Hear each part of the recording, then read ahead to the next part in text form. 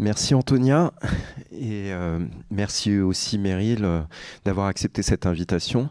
Je suis content de te recevoir aussi parce que ça fait longtemps que je suis ton travail et il me semblait absolument logique que tu sois invité dans le cadre de ce cycle, puisque je crois que tu es le premier invité qui est vraiment sur une pratique presque exclusivement sonore, même si, on va le voir, cette pratique sonore s'inscrit aussi dans une dimension sculpturale ou d'installation ou de performance. Et donc pour retracer vraiment brièvement ton parcours, comme je fais un petit peu à chaque fois en guise d'introduction, pour contextualiser devant le public qui ne connaît pas forcément ton travail. Tu as commencé donc tu as fait des études à l'école Boulle d'abord en t'orientant plutôt vers la sculpture, hein, tu m'arrêtes si je me trompe, et tu as poursuivi après aux Beaux-Arts de Cergy, et c'est là que petit à petit est venue la pratique du son dans la continuité de la pratique sculpturale, puisque tu faisais d'abord de la sculpture sur bois. Et puis, ton intérêt pour le son, pour la musique, mais pour les sonorités presque tactiles que tu pouvais extraire de matériaux concrets est venu s'inscrire dans ta pratique et presque la supplanter. Et tu faisais également de la batterie à ce moment-là, hein, si je ne m'abuse. Et il y a quelque chose qui s'est enclenché entre les deux. Donc, ton jeu de batterie, comment tu avais une obsession pour comment rendre visibles les rythmes de la batterie et évidemment une question qui s'opérait de manière plus étendue, comment peut-on rendre visible le son en lui-même? Et donc, à cette question qui t'obsédait, tu as d'abord répondu par ces moulages en plâtre. Enfin, c'est un de tes premiers travaux. Oui, c'est bonsoir. C'est effectivement une de mes premières empreintes que j'ai pu faire avant de rentrer aux Beaux-Arts de Cergy, parce que donc j'ai suivi d'abord une formation dans un lycée technique qui s'appelle l'école Boulle, et ensuite j'ai bossé dans le milieu du théâtre, et après j'en ai eu enfin décor de théâtre, et après j'ai repris mes études aux Beaux-Arts, et il fallait que je produise des choses, et que d'autant plus que à ce moment-là je jouais de la batterie. J'ai fait aussi du violoncelle, donc on va dire que c'était plutôt attiré déjà par des choses plutôt acoustiques au début, et c'est vrai que il y a eu cette pratique de sculpteur et de batteur, enfin, ou en tout cas où on est toujours en train de taper un peu.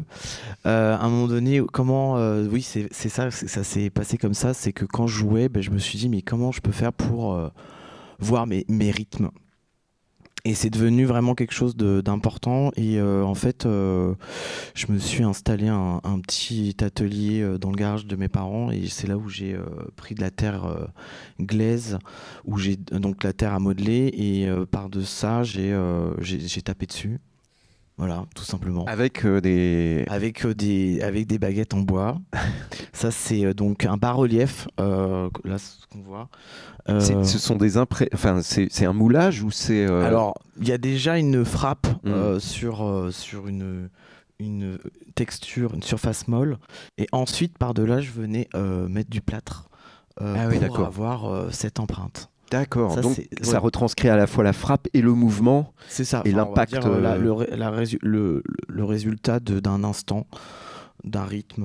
Alors, quel rythme? Je pense qu'il n'y en avait pas. C'était juste un rythme de l'obsession, ou peut-être un rythme Hmm. du primitif Oui, mais pour aller d'ailleurs, c'est vite. marrant parce que ça fait presque une forme d'archéologie comme ça, comme si tu laissais une empreinte Mm. d'un son qui Ouais. serait quelque chose de presque archaïque.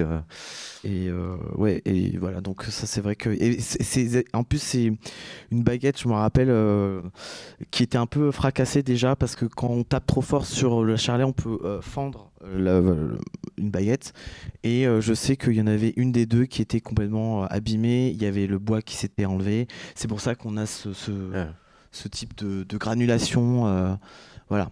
Ouais, ce qui pourrait presque être même aussi une, comment on dit, Partition. une wave, Oui, une je sais, retranscription. le nom m'échappe, mais Une forme d'onde.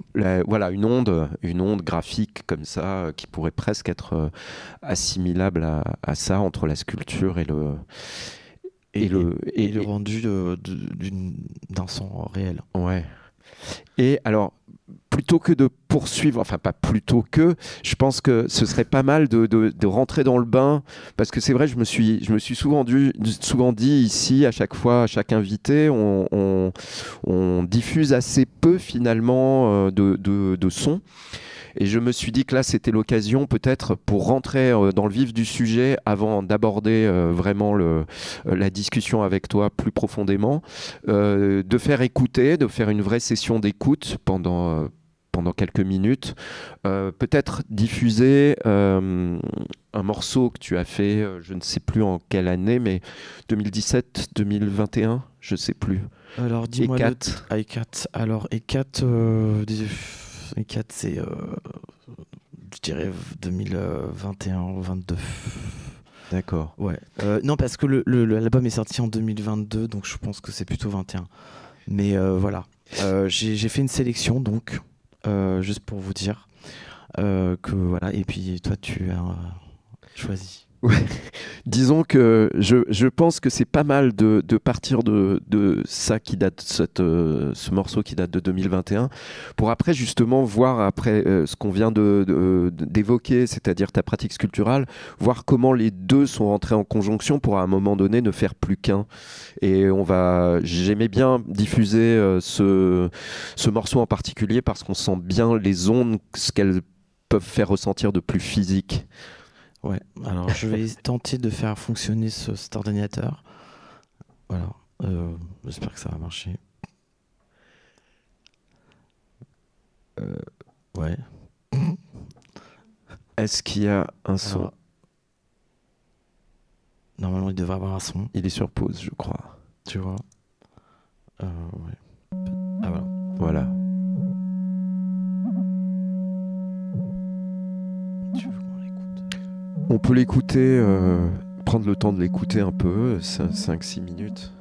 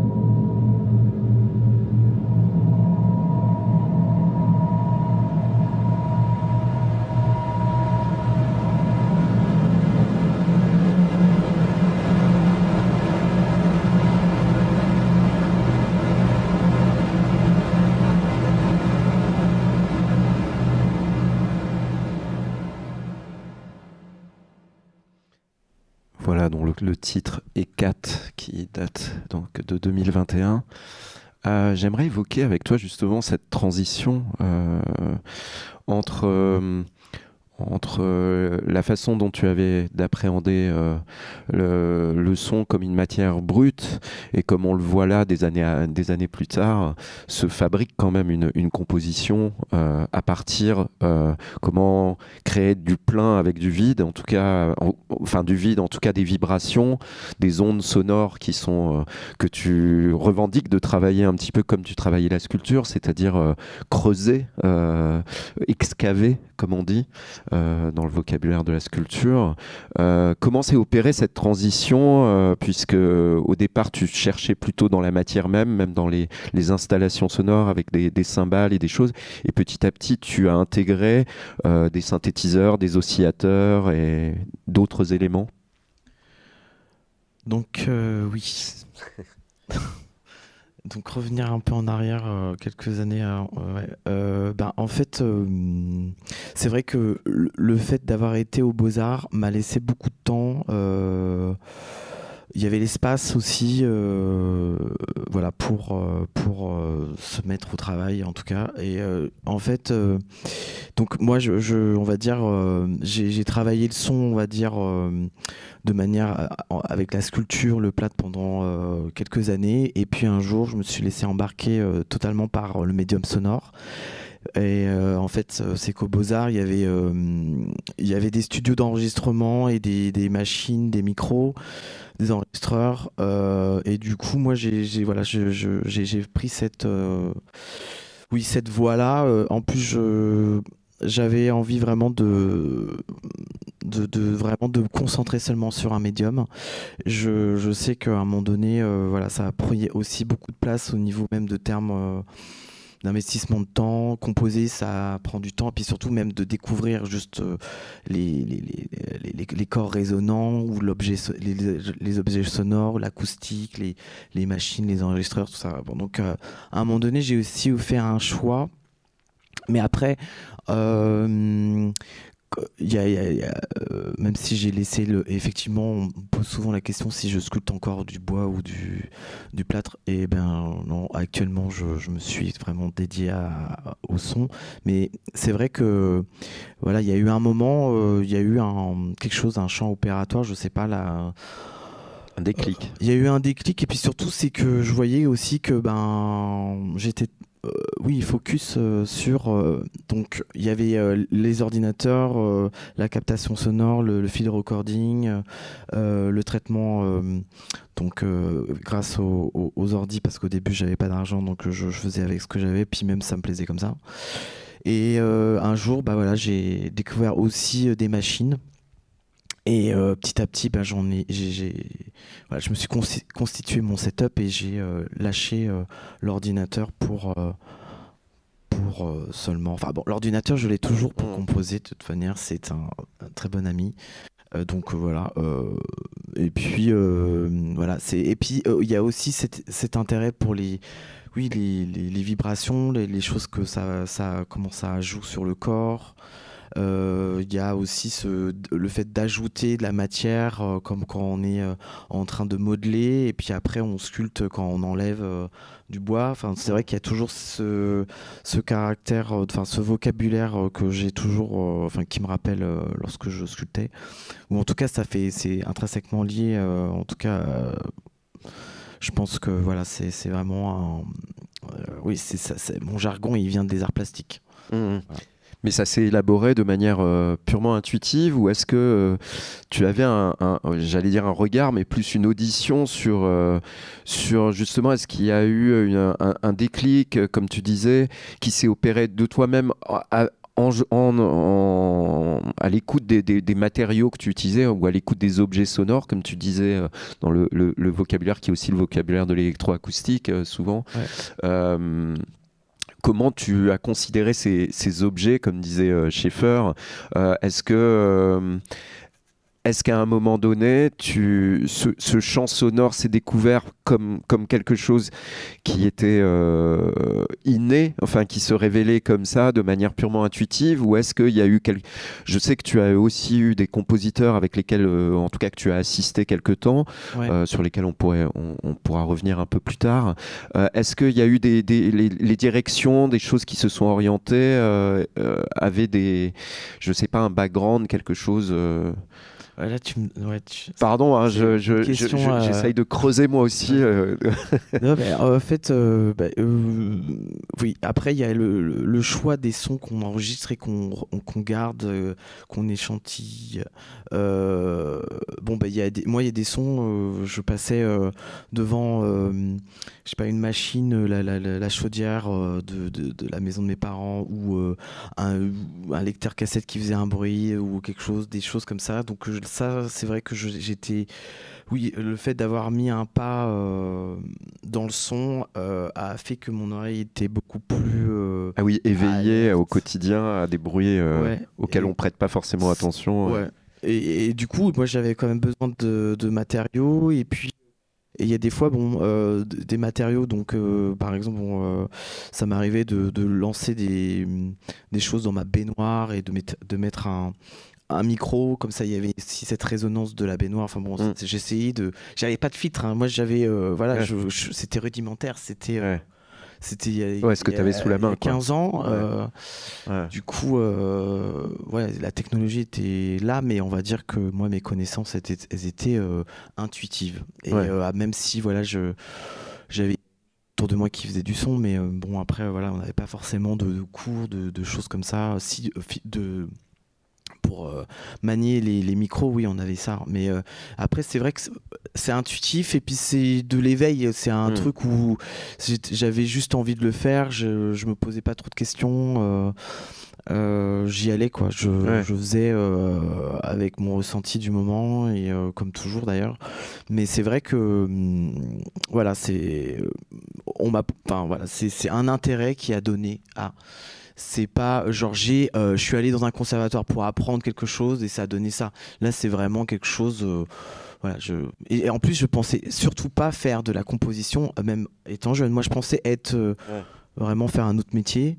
Donc, être là, me consacrer au son, c'est pour moi, oui. Enfin, voilà, je suis tombé comme ça dedans. Ouais, c'est ça, c'est une immersion totale. Mais quelque chose qui m'intéresse, ce serait comment justement, là tu parles de texture, en tout cas de choses que tu manipulais de manière très, très intuitive et de manière très brute avec, comme tu dis, des enregistrements dans la baignoire ou des captations comme ça, des fils, comme on appelle ça, les field recordings.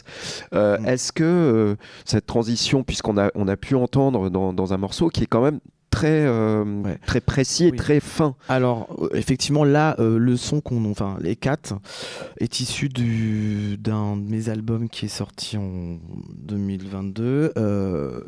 Et je prends beaucoup de temps pour faire mes albums. Ça peut être entre 2 à 3 ans. Donc voilà. Donc j'ai le temps aussi de trouver d'autres machines. Et là, c'est que du synthé analogique, synthétiseur. Donc il n'y a aucun son acoustique. Il n'y a aucun traitement, on va dire, électroacoustique. Même si peut-être qu'on perçoit peut-être des choses, je sais pas, qui reviennent peut-être. Bon, quand même, c'est des choses. Ouais, le synthé, des fois, on peut retrouver la voix d'être humain, ou une porosité un peu. Mais là, pour le coup, pour cette musique. Ce morceau, c'était l'histoire, enfin, ce que je me suis mis en tête. Parce que c'est vrai que quand je compose, j'essaie quand même d'avoir ou même quand je compose un album, j'essaie d'avoir une ligne directrice. Presque une narration, en fait, interne. Ouais. Enfin, qui n'est pas évidemment comme ça, littéral. Il y a un lien, et du coup, c'était voilà, quelque chose autour de viscéral, quelque chose de très mental, une matière qui prend forme, et à un moment donné, à mesure d'avancer, elle s'épuise. Donc c'est l'apparition, disparition, et on va pas dire la mort de quelque chose, mais c'est aussi la duplication, voire Ecats, c'est un clin d'œil à un tableau de bon, à la base, c'est une entité, enfin, c'est antique, hein, euh, et c'est en fait, j'aime beaucoup William Blake, et un jour, je suis tombé sur un de ses tableaux, et il a dessiné Hécate. Donc, c'est ces trois femmes qui sont qui prônent, enfin, qui sont pour la lune, en fait. Enfin, excusez-moi, j'ai perdu mes mots là. Et du coup, qui incarne la lune. Mais on va dire du côté, on va dire plus sombre. Et dans l'Antiquité, bon, voilà, je ne veux pas vous faire un cours d'histoire ou quoi, mais c'était juste parce que voilà, il y avait ce côté étrange aussi du tableau qui m'a, je sais pas, qui m'a un peu aussi inspiré, qui a guidé les sons. Voilà. Ouais. Et voilà, des fois j'ai besoin aussi d'avoir un titre pour me guider. Ouais. Voilà, il y a aussi ça. Bon, ça, je vous dis un peu ma mixture, mais bon, après, c'est des choses assez classiques. Ouais.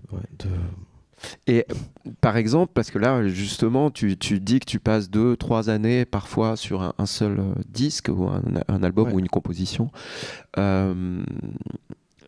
Et en même temps, c'est souvent généré au départ, quand tu fais du live par exemple, c'est des choses très improvisées, très brutes aussi, et on le ressent physiquement, comme s'il y avait presque une dichotomie, et ça, je voulais y venir par rapport à des pièces aussi et des installations que tu as faites, entre ce que tu avais appelé in et out, c'est-à-dire l'intérieur et l'extérieur. J'ai toujours l'impression que dans ta musique et tes compositions, il y a toujours d'un côté la projection vers l'extérieur, et il y a aussi cet élément très, très mental, très intériorisé, qui apparaît plus dans tes pièces les plus composées.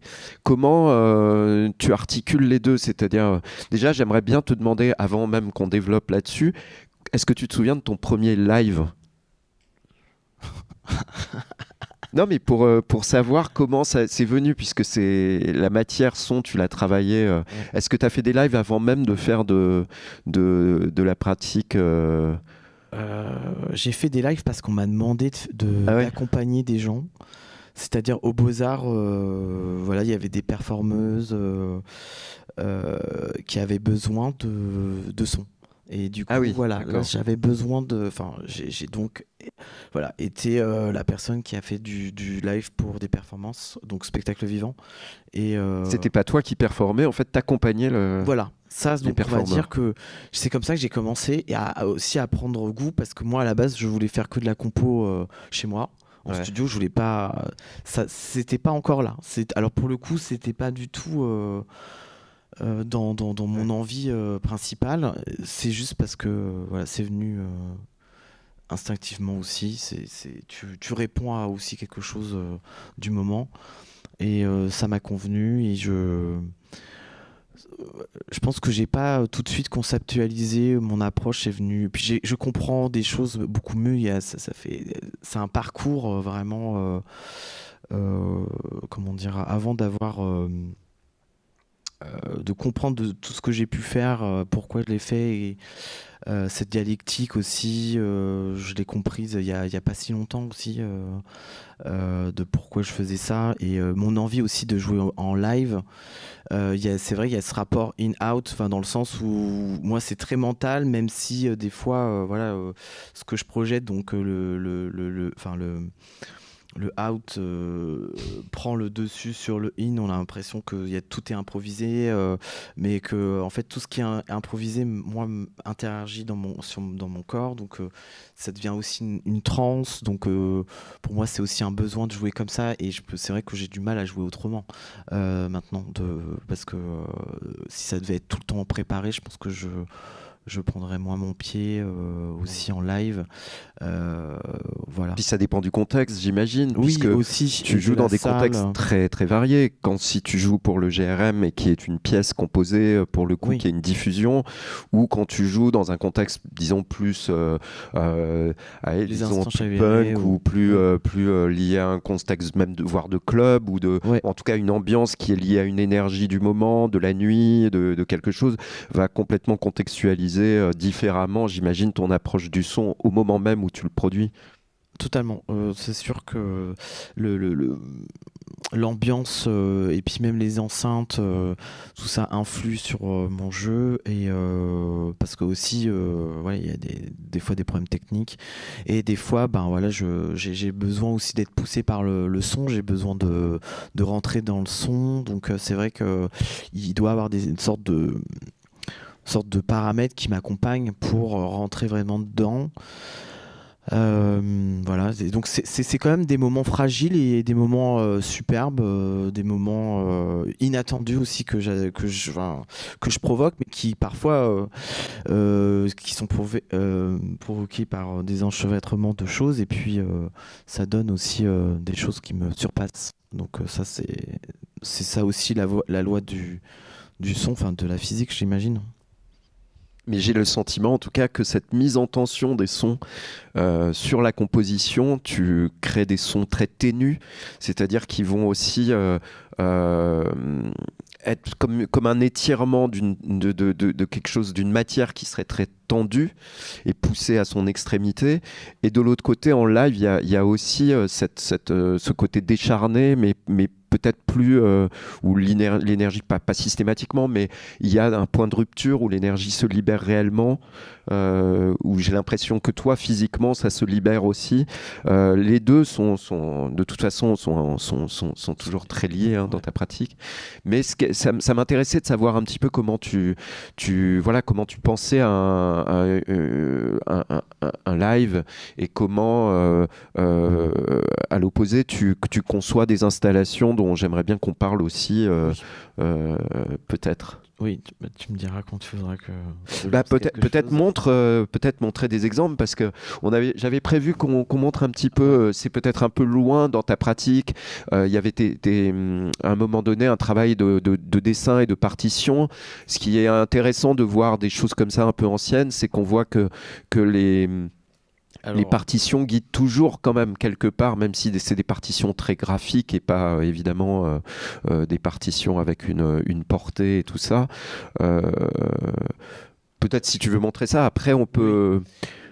Alors, je vais juste... parce que... Oui, c'est la manipulation là qui est complexe. La manipulation de l'ordinateur qui est... Là, c'est pas la même manip que les oscillateurs. Oui. C'est moins direct, ça c'est sûr. Ah là là, attends, non c'est pas ça. Oui, c'est agaçant ces petits clics. Je vais essayer de... Voilà, donc... là il y a plusieurs... donc c'était l'usage du vide ou... Peut-être parce que peut-être il y a pas mal de gens ici qui n'ont jamais vu peut-être qui ont vu t'ont vu le live ou ont écouté ta musique, mais connaissent pas forcément ta pratique plus d'installation ou même les partitions que tu as pu faire en graphique. D'accord. Alors donc là on reste de toute façon voilà, on va revenir sur d'autres choses après. Du coup, effectivement, donc je fais du live, les compositions, des installs, et c'est vrai que ça m'est déjà arrivé de faire, d'avoir le besoin de retranscrire une idée sur papier, en espérant qu'on la voit. Ouais, on voit très bien. Voilà, donc là c'est des ça s'appelle l'usage du vide. Donc là j'ai essayé parce qu'on pour revenir un petit peu quand même sur ces idées de comment matérialiser le son, comment rendre à voir le son, là c'était une histoire de vide, et voilà, j'ai eu juste envie, j'ai fait plusieurs tests et j'en ai sélectionné un, mais effectivement voilà, c'était comment le son j'avais fait avec essayer de trouver de la matière avec un de mes synthés, et j'avais essayé de refaire un peu, retraduire ce que j'entendais. Et bon, il reste que ça. Est-ce que c'est, par exemple, parce qu'il y a des artistes comme qu'on va recevoir d'ailleurs, Oliver Behr, qui avait travaillé justement sur les vibrations elles-mêmes, mais ce que généraient les vibrations qui elles-mêmes généraient la peinture ou le dessin. Là, il y a quand même une manipulation enfin, je sais pas, C'est un crayon. si c'est un crayon. Apaisé. Est-ce que ça me fait penser un peu plus à Michaud et ses dessins sous mescaline ou des choses comme ça, tu vois, où il y a tenté de retranscrire, mais parce que là, on revient à l'univers intérieur que le son génère. Et là, il y a effectivement toujours cette dialectique entre l'intérieur et l'extérieur. Là, tu écoutes un son extérieur, mais il va produire, c'est ça, produire un réflexe. Un réflexe. Et puis surtout, c'est que à cette époque-là, je pensais beaucoup au vide comme énergie. Et voilà. Et du coup, j'ai essayé d'inscrire cette idée sur papier parce que pour moi, oui, effectivement, le vide, c'est une charge physique. Il y a tout un truc, ça grouille. Il y a plein de, enfin, dans mon univers à moi. Ce que tu entends par le vide. Voilà. Voilà, parce que bon, des fois, oui. Est-ce que c'est un vide scientifique ou c'est ta c'est plutôt conscience un conscience du vide, enfin dans le sens où c'est plutôt scientifique, on va dire, mais voilà, il y a des particules, des choses qui grouillent, et c'est ça que j'avais envie de laisser. Bon voilà, on va peut-être pas non plus parler de trois là-dessus, mais non. Mais ça, peut-être tu peux nous montrer justement des travaux. Sur quoi ça aboutit après dans les effectivement des œuvres graphiques ou des installations. Alors, ça, par exemple, je vais revenir à venir à Lucia Livret dans. On va y arriver. Mais par exemple, ça, c'était. Alors, j'espère que ça va s'ouvrir tout de suite. Ça, c'était donc une partition vraiment, pour le coup, qui m'aidait moi pour un live. C'était pour une présentation lors de dans une exposition. Il y avait 8 haut-parleurs, j'avais appelé ça Octo Channel, hein, c'est simple. Et en fait, j'avais besoin de voir un peu la progression de mes matériaux, parce qu'en fait, j'avais mon ordinateur qui était, parce qu'à cette époque-là, j'étais sur ordinateur encore, mais j'avais besoin parce que sur l'ordinateur, je pouvais aussi jouer en live. J'avais des contrôleurs MIDI qui me permettaient de lancer des pistes. Ah oui, tu faisais t'avais quand même ce rapport à la... Ouais, j'avais quand même... avant de trouver toutes ces machines, quand même, j'avais besoin. Donc c'est vrai que puis j'avais besoin de vraiment d'avoir un point A, un point B, quelle texture, comment elle commençait, où est-ce qu'elle allait dans tel et tel haut-parleur, parce que là c'était de la multidiffusion, multicanal. Du coup, voilà, j'avais besoin de faire ce genre de tracé. De la mise en espace, mais graphiquement avec les couleurs. Voilà. Bon, c'est très simple. Alors, je vais pas donner cette partition à quelqu'un pour lui-même les jouer. C'est que pour toi, à ton usage. C'est vraiment. Mais ça, je fais ça toujours. Bon, là, c'est des grandes feuilles A3 millimétrées. Ça m'arrive de dessiner seulement aussi sur un tout petit carnet, d'avoir juste des intentions. Des fois, j'ai besoin aussi d'avoir cette partie graphique plus ou moins élaborée, comme celle-ci, qui est assez ancienne. Mais voilà, ça c'est vraiment, ça s'appelle Tamales. C'est une de mes premières composition électroacoustique, et voilà, il y a là c'est l'onde, justement, c'est la représentation, c'est juste l'onde, mais voilà, il y avait texture, spatialisation, reverb. C'était aussi pour m'aider parce que quand on est dans sa composition, des fois on perd un peu le chemin, et des fois c'est bien aussi de prendre un papier et de prendre du recul, parce que tu vois le cheminement de la et bon, là c'est un peu propre, mais je sais que ça peut m'arriver d'avoir des feuilles que je suis obligé de refaire parce que j'arrive plus à me lire. Mais par exemple, donc là, pour revenir aux installs, et une que j'ai terminée il y a pas longtemps, enfin il y a quelques années quand même, mais qui s'appelle Lucia Libre. Donc là c'est juste une partie d'une des... Voilà. Ah oui. Voilà. Ouais. Là, c'est un peu plus élaboré. Euh, du coup, oui, là, c'est la fin de la composition. Et en fait, là, peut-être, je sais pas si vous voyez très bien, mais bon, il y a des mots, il y a de l'énergie, il y a des manipulations. Donc voilà, vu que c'était une composition qui durait 23 minutes, aussi spatialisée, Ah ouais. si vous voulez, je vais vous la faire écouter, un petit extrait. bout, ouais. C'est une composition qui parle du catch mexicain euh, et qui a été faite sur plusieurs haut-parleurs et c'est une installation son et lumière qui a été donc il faut Ouais, on en aussi- parle après. Peut-être tu nous fais Ouais. écouter un petit bout et j'aimerais aussi qu'on voit les images de l'installation si tu as peut-être parce on va parler de ton rapport au Mexique aussi.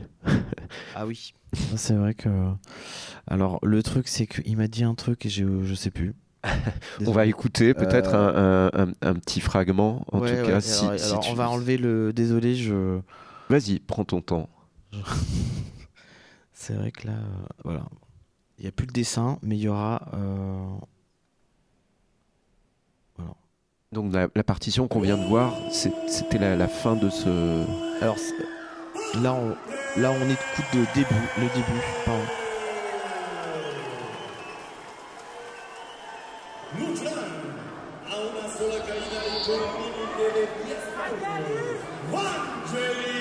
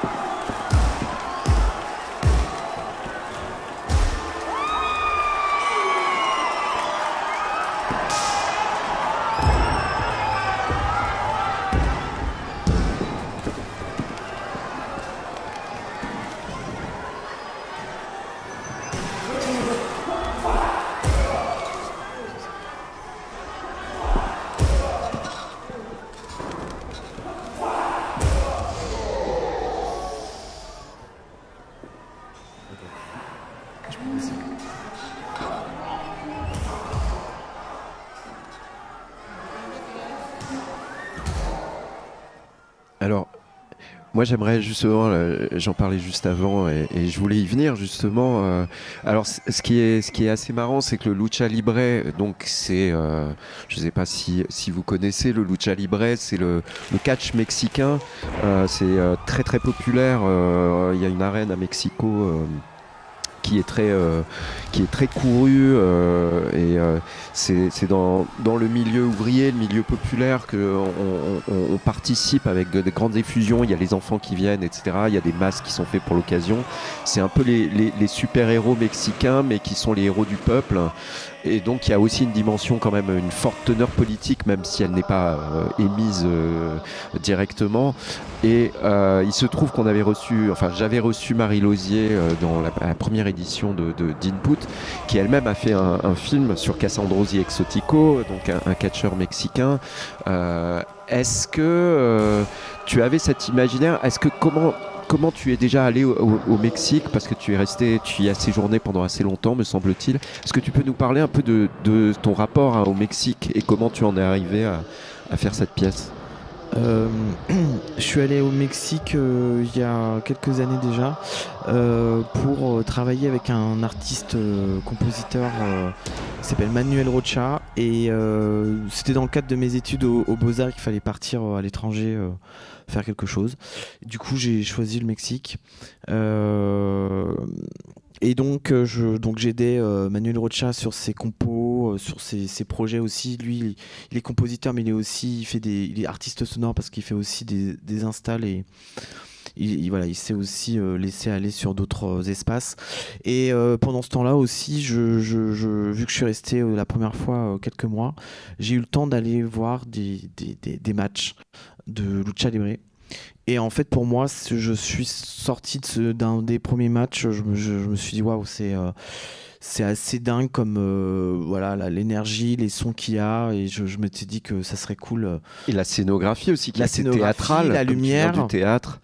Il y a quelque chose de très théâtralisé aussi. Et du coup, je me suis dit, j'aimerais trouver un moyen de revenir.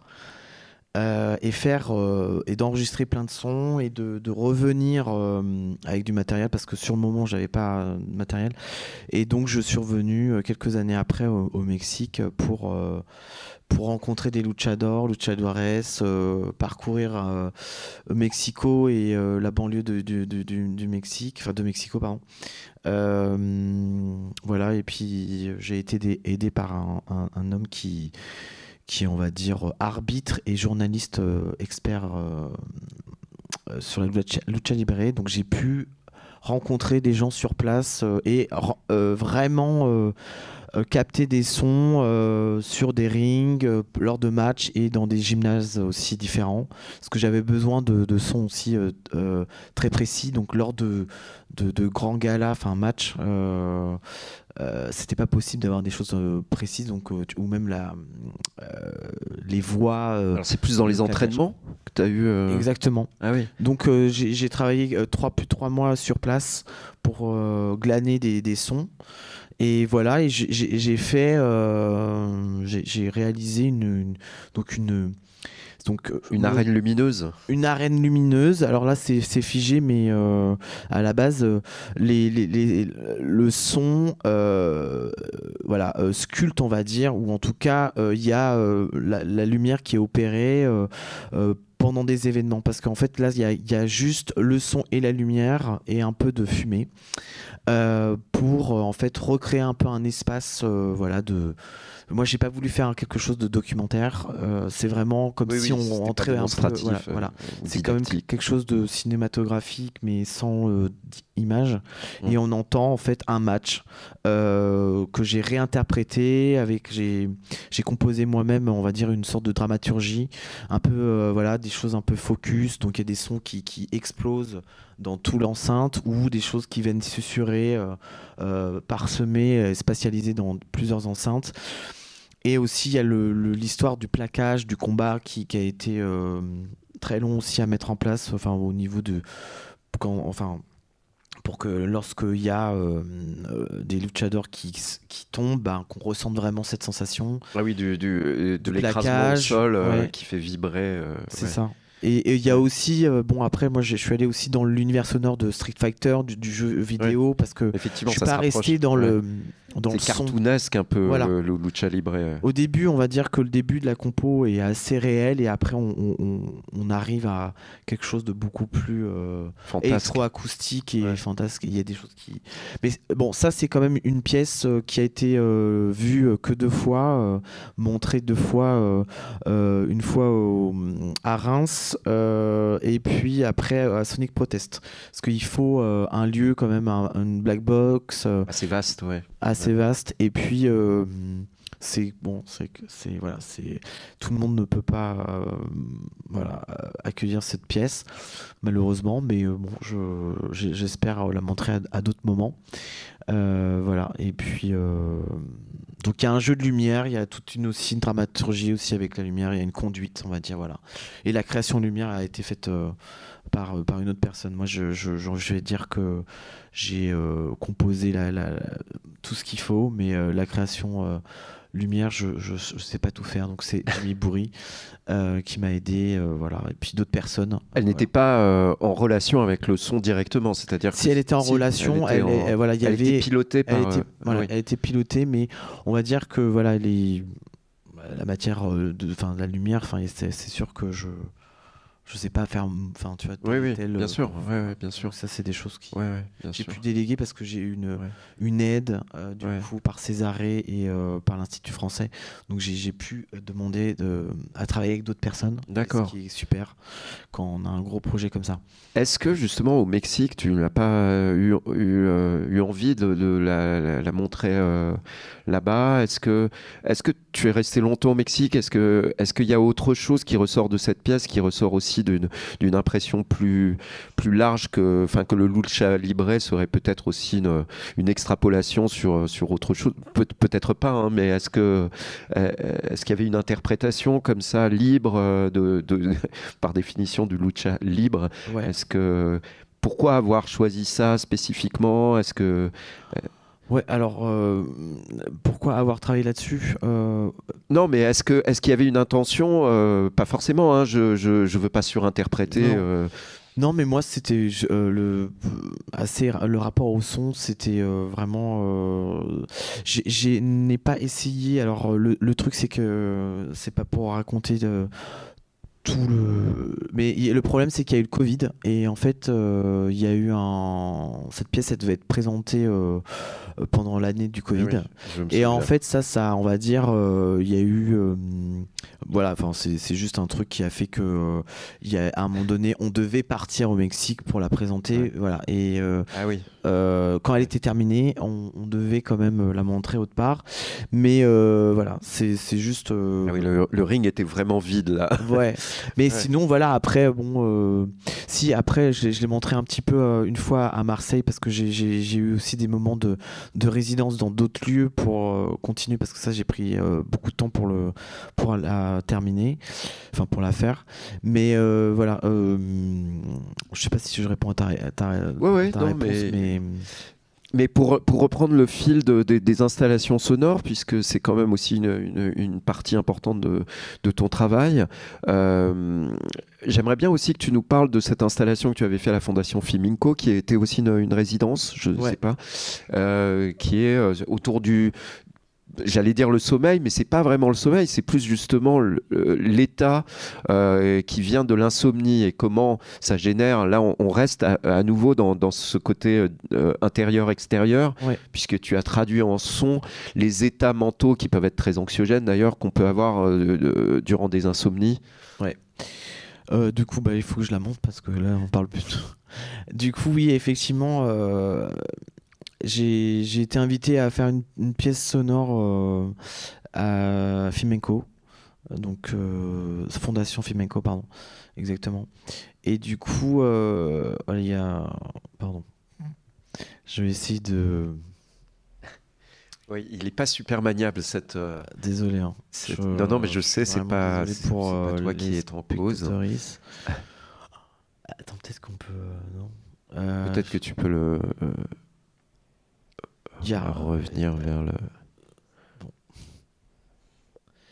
Du coup, travaux. Oui, alors j'ai fait une pièce autour de l'insomnie, effectivement, avec des sons. Là, je crois que j'ai pas l'enregistrement. Non, mais Faudra juste, tu peux justement, c'est pas mal d'avoir une évocation. Alors, c'était une pièce, enfin, voilà, on m'avait prêté cet endroit et j'ai travaillé autour de sons vraiment qui viennent aux tripes, voilà, que des choses très lancinantes, qui rappellent un paysage un peu urbain, comme s'il y avait un passage d'un train, des voix très ralenties. C'est à la fois angoissant et en même temps pas du tout angoissant. C'est quelque chose qui met quand même en. Parce qu'il y a un travail autour des fréquences qui alourdit un peu le corps. ça travaille le ventre. Et pour moi, en fait, j'avais aussi une envie de déranger un peu les gens. Donc c'est vrai que voilà, c'est quelque chose. Déranger, tu veux dire de créer quelque chose alors qui il n'y a pas un malaise ou quoi, mais c'est vrai que ça peut être un peu. Les sons sont assez graves, très lents. C'est électroacoustique parce qu'il y a donc. Bon, quand je dis électroacoustique, ça veut rien dire, mais il y a des sons, on va dire électroniques et des sons acoustiques traités. On voit pas d'où ça sort, d'où ça vient. C'est plutôt proposer quelque chose de mental ou une traversée un peu mentale. C'est un multi-channel. Enfin, Oui, il y a quatre haut-parleurs. Alors, c'est assez simple. Hein, c'est juste une paire des basses. Et sur le côté, c'est deux stéréos. Enfin, c'est une stéréo. C'est assez simple comme dispositif. Mais avec la pression acoustique des enceintes, ça fait vraiment jouer sur la temporalité du haut et du bas. C'est très voilà. Encore une fois, il faut vivre parce que ça, on peut l'écouter au casque mais pas vraiment parce que ça vraiment il y a un spectre, ça joue sur le spectre vraiment du bas. Et en fait, c'est limite pas trop intéressant de l'écouter au casque parce que il y a tout un truc qui nous parle. Oui, donc c'est plutôt l'acoustique de la pièce et l'espace lui-même. Ouais. Est-ce que quand tu composes ce genre de pièce, enfin que tu crées la pièce sonore, est-ce que là, en l'occurrence, c'était pour restituer quand même quelque chose de l'insomnie? Est-ce que tu travailles beaucoup la nuit? Est-ce que justement ces états seconds qui peuvent advenir quand on manque de sommeil ou au contraire quand on est dans une surexcitation mentale peut-être?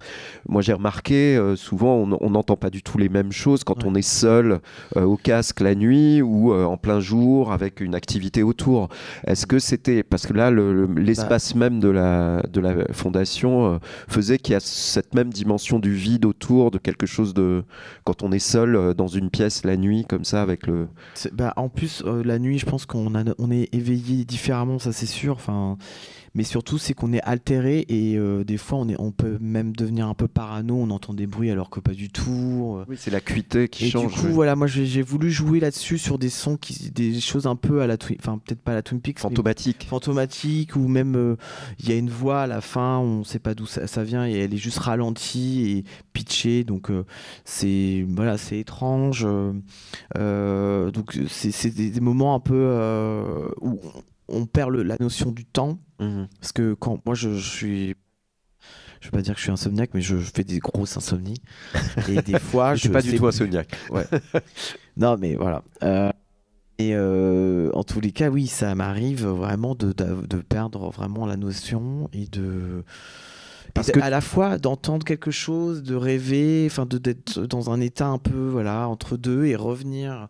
Donc voilà, c'est ce que j'ai essayé de traduire aussi, de mon expérience. Mais là, c'est l'expérience dont tu parles, c'est en dehors même de faire du son, c'est-à-dire que tu parles de l'expérience de l'insomnie en elle-même, c'est ça? C'est ça. Ouais. Et puis j'ai aussi d'autant plus j'ai travaillé sur un lecteur cassette. Je m'enregistrais, je jouais dans la salle, je enregistrais sur un lecteur cassette, donc il y a tout un truc avec du feedback.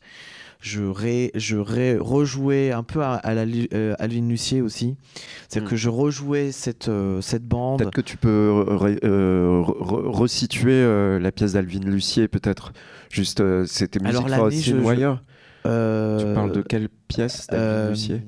Alvin Lucier, parce que je resitue peut-être juste un petit peu un compositeur. L'anglais, attends, c'est quoi déjà? C'est Music for a Thin Long Wire Ouais, peut-être. Non, c'est celle où I Speak in the Room. Ah oui, ok. Où en fait, il parle une fois et ensuite les micros enregistrent, rebalancent dans les enceintes et petit à petit, au fur et à mesure, je sais pas combien d'heures, mais on n'entend plus le décalage.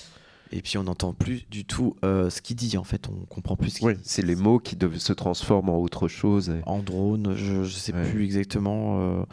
Oui, Et mais c'est une l'année, je pièce sais plus, mais très c'est importante. très précurseur. Enfin, c'est assez dingue. C'est simple et c'est hyper beau. Enfin, Parce voilà. qu'Alvin Lucier, souvent c'est ça, c'était presque procédural, enfin, ou Ouais. en tout cas protocolaire, sur lesquels il y avait vraiment quelque chose d'un protocole presque scientifique Ouais. sur la recherche de quelque chose très précis dans l'audition, dans la perception, qui était justement extrêmement, comment dire, sharp, quoi, sur une intention donnée. Est-ce que tu pars aussi avec, comme ça, des fois, là tu pars de l'insomnie, mais est-ce que tu t'imposes des sortes de protocoles, c'est-à-dire où c'est à l'inverse, les protocoles naissent de la matière que tu malaxes? C'est vrai que ça dépend. J'ai des. On va dire. C'est plutôt des intérêts de matière, oui, effectivement, de ce que je vais, par exemple, des obsessions autour du rythme, ou même si je fais pas forcément de rythme comme on peut l'entendre, mais des choses pulsées. Donc, ça dépend des jours aussi. C'est dans mon état de réflexion, par exemple, autour du vide, de mon humeur, même au niveau des quatre. Enfin, j'ai pas de protocole. J'ai pas forcément. Oui, comme Alvin Lucier qui était aussi dans la performance, parce qu'il se mettait aussi. Donc, mais en tout cas, oui, il y a des choses qui m'inspirent. Et après, il y a sur le moment, il y a des. Et puis des fois aussi, les machines me prennent aussi en. Comment dire? Oui, c'est en elle. otage. Oui, oui, ouais. Je suis. Voilà. Tu vois. Et avalé par le. Voilà, je suis avalé par.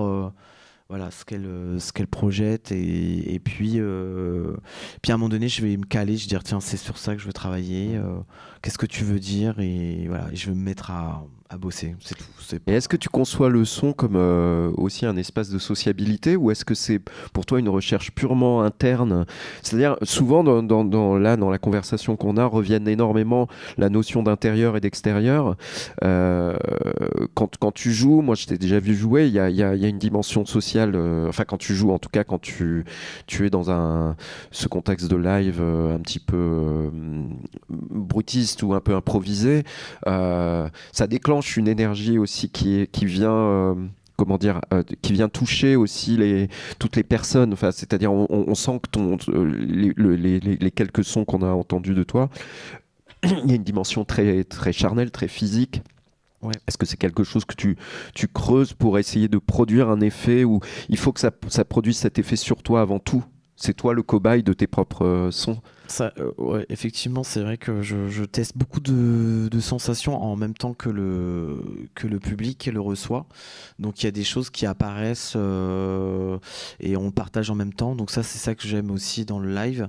Et effectivement, bon ben, ce que je propose ou ce que je partage, pardon, c'est un investissement de temps, d'envie, donc du coup, oui, oui, il y a de toute façon, c'est oui le mental, le corps, et c'est vrai que pendant le live, le corps joue aussi, enfin un peu modulé, sculpté aussi d'une certaine manière comment je vais jouer, parce qu'en fait, je vais sentir différemment les ondes, et du coup, je vais peut-être ah bah non, je pensais faire ça, ben je vais peut-être remanier un bouton, un switch.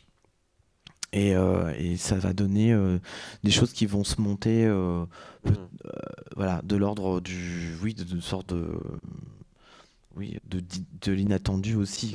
C'est le geste aussi. Sur le moment, c'est très lié à l'instinct. Il y a beaucoup de aussi dynamique en fait dans Ouais. les sons. Il y a beaucoup d'attaques et beaucoup de dynamique qui créent des mises en tension pour après faire des points de rupture, de chute et qui après. Enfin, il y a comme ça des strates qui sont extrêmement précises en fait parce que ça a l'air de rien, mais en fait tout est Enfin, si ça a l'air de. Quand je dis ça a l'air de rien, je pense qu'on pourra écouter au final peut-être un. Tu veux que je lance un un live? Ah non, on peut non. peut-être écouter. Il y avait Absalon, que j'aurais Absalon. aimé qu'on écoute. Et après, je reviendrai vers une installation que tu as faite aussi, je crois, relativement récemment, In Out, justement pour être dans... là, on est en plein dans la dialectique intérieure-extérieure. Mais écoutons peut-être Absalon pour refaire une petite session d'écoute pour se remettre un peu dans ton univers sonore. Si tu le tiens. Ouais, je le tiens. Et il faut qu'il se lance maintenant. Je sais pas si on peut pas avoir un peu moins de lumière quand on écoute, je suis pas sûr. Non, c'est pas. Il n'y a pas une régie pour avoir un peu baissé un peu la lumière. Ouais, c'est un peu. Ouais. C'est peut-être nous aussi parce on a vraiment la lumière blanche. Ça marche. Est-ce que ça fonctionne? Tu tombes bien parce que là, ça Ah. lance pas. Ça se lance pas, lui. Tu aimes bien ça. Ouais, lui. Désolé. Hein.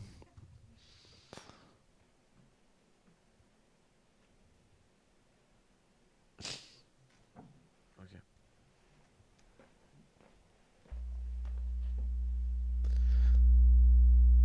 C'est un morceau qui monte très progressivement. Ouais, encore un.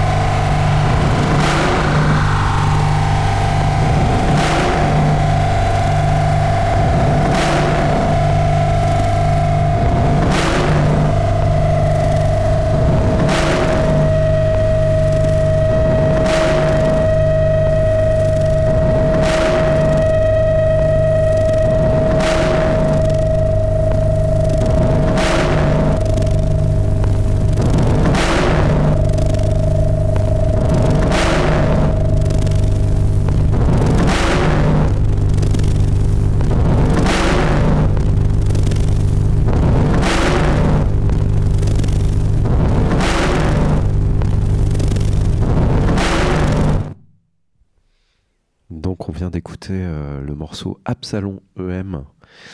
J'ai l'impression de parler comme sur France Culture. Absalon EM, un morceau de 2017 qui figure sur la compilation Optical Resonance sortie sur le label Audiovisuals Recordings. Audiovisual Atmosphère. Donc il y a un label belge. Exactement. Moi, je trouve que ce morceau reflète bien un peu cette mise en tension, ce côté lancinant qui opère souvent sur la longueur, comme ça, que ce soit en live d'ailleurs, comme sur tes compos, où il y a comme ça quelque chose de très ténu et de plus en plus qui gagne en puissance au fur et à mesure. C'est vrai. Donc c'est un morceau, je ne savais plus qu'il était de 2017, donc il est ancien quand même, entre guillemets. Là, il y avait encore la batterie. Ah oui, c'est ce que j'allais dire. C'est ma caisse claire. On revient au plâtre de tout à l'heure. Un switch. Effectivement, on a parlé d'elle au début, mais la batterie est toujours quand même un intérêt, même au niveau du rythme et tout ça. Et puis voilà, là c'est le croisement de rythmes, un rythme qui est analogique fait par un feedback et la batterie qui prend le dessus et puis d'autres choses qui arrivent. Et effectivement, c'est assez mental, assez viscéral. C'est vraiment, voilà, c'est toujours côté un peu tortureux. Je dis pas que, mais voilà, ça révèle quand même une tension mentale en fait le son c'est une énergie qui me transporte quelque part, même dans une transe, on va dire. Absalon aussi, c'est un artiste qui a existé, Meilleur. Alors je crois que c'est Ashra ou Eshra Meilleur, qui est décédé il y a quelques années, et il travaillait autour ces petites maisons en Absalon, oui, qu'il y a eu au CAPC à Bordeaux. CAPC, puis il y avait au Deadline au musée d'art moderne, donc je vous parle de ça, c'était il y a presque 10 ans. Et en fait, quand j'ai vu ça, donc c'est des petites maisons, des habitacles de 9 mètres carrés. Ouais. Et je sais pas, et puis il y a aussi, quand il crie, il y a une autre une vidéo où il crie dans le silence, on le voit juste comme ça. Je sais pas, voilà, c'est quelqu'un qui m'a inspiré à cette époque, et en fait j'ai eu envie de l'appeler Absalon. Voilà. Ça, c'est ma mixture. Et la transition est parfaite puisque on va terminer sur quand même une pièce qui me semble important de mentionner, In Out, où justement, là tu parlais des habitacles d'Absalon, mais c'est pareil, c'est une pièce qui est une sorte de cabane en bois, qui pourrait presque être la cabane d'Una Bomber. Enfin, je sais que c'était pas intentionnel, mais ça pourrait être comme ça, parce que c'est une cabane tout en bois comme ça. Qui fait office de studio d'enregistrement, mais où le in et le out justement sont inversés quelque part. Oui, c'est vrai. Alors j'ai construit une cabane l'année dernière, parce que quand j'étais enfant je faisais des cabanes dans la forêt, et là j'ai eu envie de transposer un peu, vu que j'ai grandi, de remettre la main sur l'idée de la cabane comme espace en fait à la base de refuge, de construction mentale quand on est enfant, de se débrouiller avec ce qu'on a sur le tas, voilà, et donc avec très peu de matériaux, et donc j'ai voulu refaire une cabane avec d'autres moyens, avec une équipe, avec des amis, voilà, avec donc ça c'est à la station Gare des Mines, avec Marin Gillois qui m'a aidé, et Robin, voilà. Gigot donc qui était et Gigot, qui est la curatrice de ce projet, qui m'avait demandé lors de la pandémie, je reviens toujours à ça parce qu'en fait c'est pas si loin, m'avait dit de travailler autour de l'archive, et voilà, bon, il y avait j'avais une archive qui pouvait, on va dire, je voulais travailler autour de la cabane et en fait j'avais juste une vidéo de moi faisant des cabanes avec mes amis et du coup voilà, je lui ai présenté le projet, elle a dit ok. Une Voilà, transposition en fait. Voilà, Mais c'est presque comme si la cabane d'enfance devenait une cabane de chantier. c'est ça, de chantier et à l'intérieur en fait c'est un studio. T'as pas la photo de l'intérieur? Si, voilà, Parce que parce là, c'est que, magnifique avec les arbres, voilà, avec donc en les fait, troncs d'arbres. voilà, c'est un espace de création sonore plutôt. On peut enregistrer des choses, mais on va dire, on va peut-être pas forcément faire parce qu'il y a le périph' autour. C'est sur le terrain de la station Gare des Mines, donc c'est un lieu où j'invite des gens, des artistes, performeurs, performeuses, artistes sonores à faire des compos s'ils ont besoin d'un lieu de repos. Mais il n'y a pas que ça, parce que là, ce que tu précises pas, c'est que le son était mis à l'extérieur, non? C'est ça Aussi. que Ouais. que la cabine elle-même est un récepteur ou un Alors, émetteur? Alors, elle est les deux. Donc, à l'intérieur, on peut entendre ce qu'on fait, puis on peut diffuser à l'extérieur via des excitateurs. En fait, la cabane devient une membrane, devient un haut-parleur à l'extérieur. Il y a 8 points, non 6 points, pardon. Et du coup, il y a des amplis à l'intérieur. Donc, on peut mettre son ordinateur et diffuser ça. Ces sons à l'extérieur. On peut faire un concert voilà, dehors. Et en même temps, écouter sa compo à Ça a l'intérieur. été une installation fonctionnelle en fait pour un certain temps Alors, Ali, c'est donc si on l'investit pas, elle dit rien. Mais si on l'investit, elle dit quelque chose. Donc, c'est de l'ordre oui, il y a des Mais elle est installée là-bas Ouais. de manière pérenne. de manière alors pérenne, Enfin, temporaire, voilà, mais je veux dire temporaire. sur un temps donné qui n'est pas seulement celui de montrer, Oui, d'exposer à une la pièce. base, elle devait rester seulement un an. Là, il y a encore quelques mois, mais je pense que dans quelques temps, elle sera détruite. Vu que c'est aussi le but d'une cabane, c'est d'être éphémère. Donc un jour, elle sera plus là et on peut pas la démonter parce qu'on a fait des choses vraiment DIY et puis donc ouais, il y a rien pour la récupérer, mais voilà, c'était le principe. Et il y a un tout autre espace que tu as investi récemment aussi, c'est l'abbaye de Fontevraud, avec, alors là, c'est pas du tout du coup la cabane de chantier, là on est carrément dans le... Dans une cuisine du 14e siècle ou Alors dans 12e une siècle. cuisine, parce qu'il y a pas, c'est pas littéralement une cuisine, mais ça C'est t'a en- inspiré une cuisine, c'est ça? À la base, c'est une ancienne cuisine. Ah, c'est réellement Mais une c'est ancienne cuisine. ovale, enfin c'est rond, très haut, avec des anciens, comment dire, anciennes, pardon, cheminées, mais ça date de, voilà, donc il y a plus rien, mais c'est juste un endroit Circulaire ou... circulaire avec une acoustique de dingue, Ah oui, voilà. Mais on va mettre dans une grande tagine. si tu veux. Exactement. Non mais parce que ça m'évoquait Ouais, ça, oui, la oui. Non, mais cheminée. c'est, cheminée, c'est vrai que c'est une forme assez étrange. Et du coup, j'ai composé pour ce lieu aussi. Oui, des fois, je compose aussi pour des lieux. Et c'est quelque chose que tu projettes parce que là prochainement tu vas donc faire une intervention au Louvre dans une sorte d'atelier workshop Ah oui, que tu fais aussi. Oui. Donc Louvre qui est un festival à Lausanne qui est le Lausanne Underground Film and Music Festival où il y a notamment des workshops. Ouais. Et là, je vais travailler avec des jeunes, des enfants de 10 à 18 ans. Alors, le but, c'est de faire une grosse session d'impro sur 3 heures, les emmener quelque part et restitution à 18 heures. Donc, ça va être un gros challenge. Voilà, mais j'ai hâte. Voilà, ils vont faire de la noise avec moi.